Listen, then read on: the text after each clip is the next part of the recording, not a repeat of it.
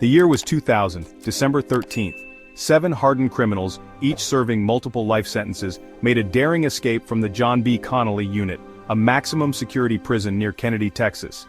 These were not petty thieves or small-time crooks. They were cold-blooded killers, remorseless robbers, and cunning manipulators. They became known as the Texas 7, and their names would soon strike fear into the hearts of Texans and beyond.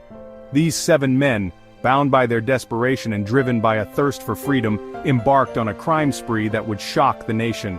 Their escape was a testament to their meticulous planning and ruthless efficiency. Little did they know their actions would trigger one of the largest manhunts in Texas history. Their faces would be plastered on wanted posters across the country, their names echoing through news broadcasts as a symbol of audacity and violence. The Texas 7 were no strangers to the criminal justice system. They were career criminals who had spent years behind bars, hardened by the brutal realities of prison life.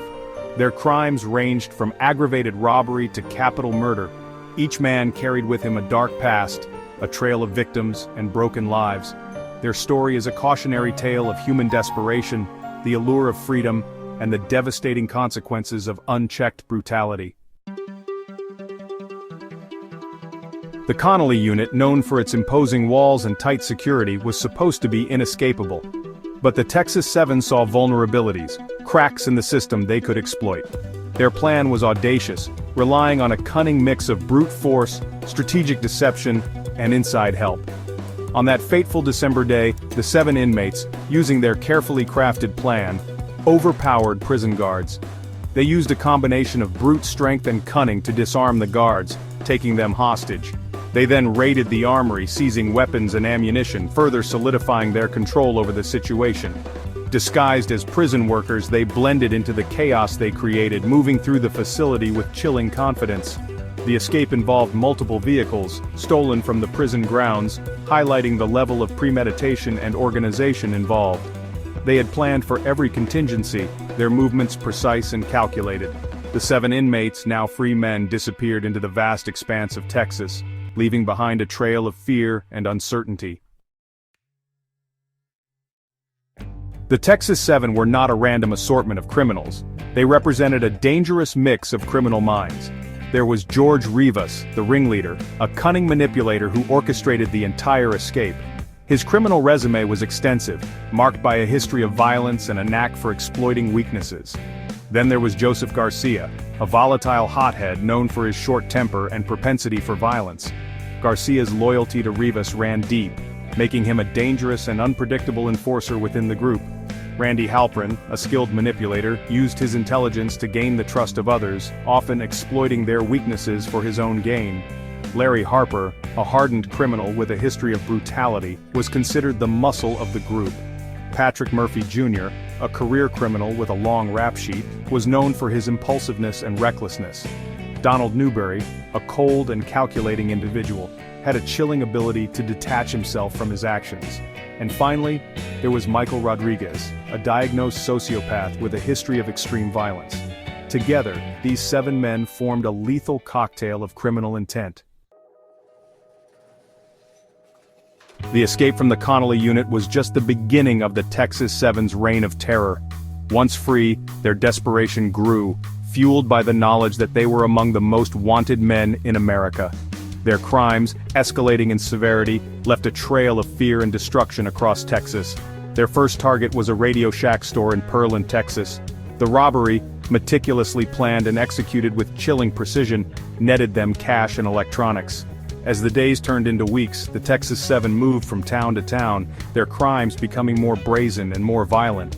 They robbed a series of convenience stores, gas stations, and motels. They carjacked innocent civilians, terrorizing them and stealing their vehicles. The group, desperate for cash and supplies, resorted to increasingly risky and violent methods.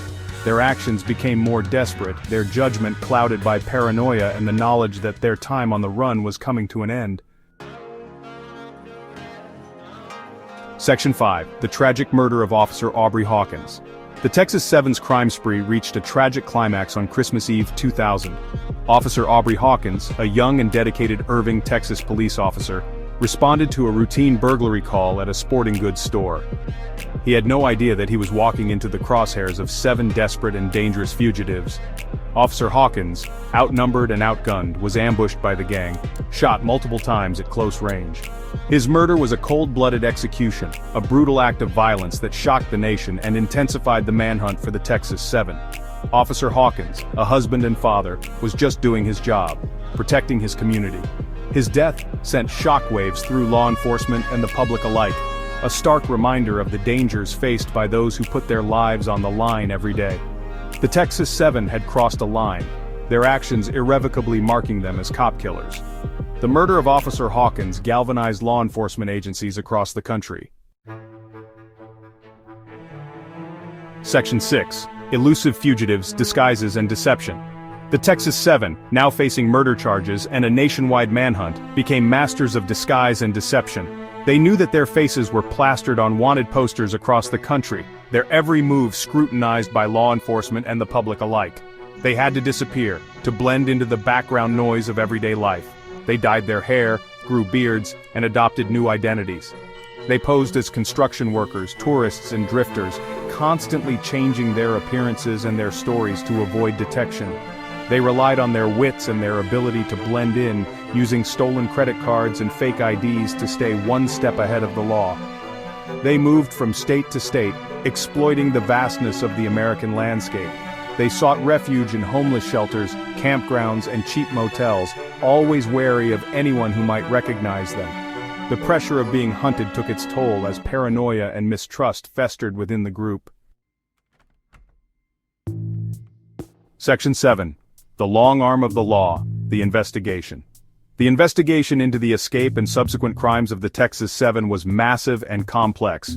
Law enforcement agencies from across the state and beyond worked tirelessly, following every lead, every whisper, every potential sighting. The FBI, using their vast resources and expertise, played a crucial role in coordinating the manhunt.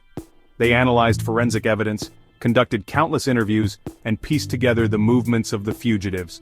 They utilized cutting-edge technology, tracking credit card transactions, monitoring phone calls, and following every digital footprint left behind.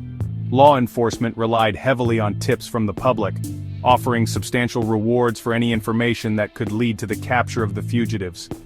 The case captivated the nation, the faces of the Texas 7 appearing on television screens and in newspapers across the country.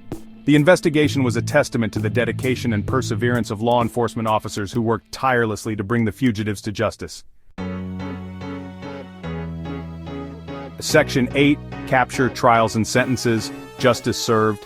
The manhunt for the Texas 7 came to a dramatic end in Colorado in late January 2001. Acting on a tip from a viewer of the television show, America's Most Wanted, a SWAT team surrounded an RV park in Woodland Park, Colorado, where the fugitives had been hiding in plain sight. The standoff was tense, the air thick with anticipation and the threat of violence. One by one, the fugitives surrendered, their reign of terror finally brought to an end. The capture of the Texas 7 was a major victory for law enforcement, a testament to the power of collaboration and the unwavering pursuit of justice. The trials of the Texas 7 were swift and decisive. The evidence against them was overwhelming, their crimes well documented and impossible to deny. One by one, they were found guilty and sentenced to death. The legacy of the Texas 7 is a complicated one, serving as a reminder of the human capacity for evil and the importance of upholding justice. Section 9. The Legacy of the Texas 7. A reminder of brutality and bravery. The saga of the Texas 7 continues to resonate long after their capture and convictions. It serves as a chilling reminder of the vulnerability of even the most secure institutions and the human capacity for both brutality and bravery. The memory of their crimes, particularly the senseless murder of Officer Aubrey Hawkins, remains a painful scar on the hearts of many. The escape exposed critical flaws within the Texas prison system, prompting a complete overhaul of security protocols. The Texas 7 case became a textbook example of successful law enforcement collaboration, demonstrating the power of interagency cooperation. The legacy of the Texas 7 is a complex tapestry woven from threads of violence, justice, and the enduring strength of the human spirit.